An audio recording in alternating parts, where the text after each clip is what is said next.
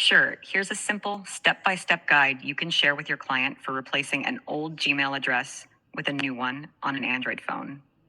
Since Android versions can slightly differ in their menus and settings, these instructions are kept general, but should guide correctly through the process. 1. Add the new Gmail account. Open the Settings app on the Android phone. This can usually be found in the Apps drawer or by pulling down the notification shade from the top of the screen and tapping the gear icon. Scroll down and tap on Accounts or Users and Accounts, depending on the device. Tap on Add Account.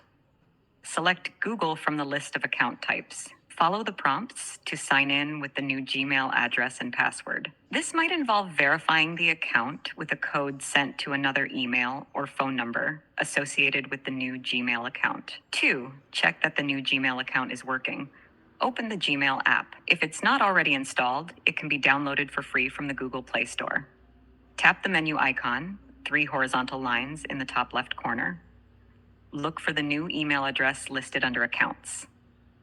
You might need to tap on the arrow next to the current account to see all accounts. 3. Remove the old Gmail account.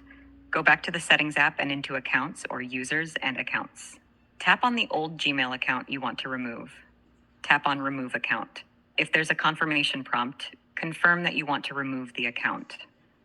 This will remove the account from the phone, including all data associated with it, like contacts, emails, and app data. 4. Final check. It's a good idea to restart the phone after these changes. Simply hold down the power button and select Restart or Reboot. Once the phone has restarted, you can open the Gmail app again to ensure only the new account is active and set up.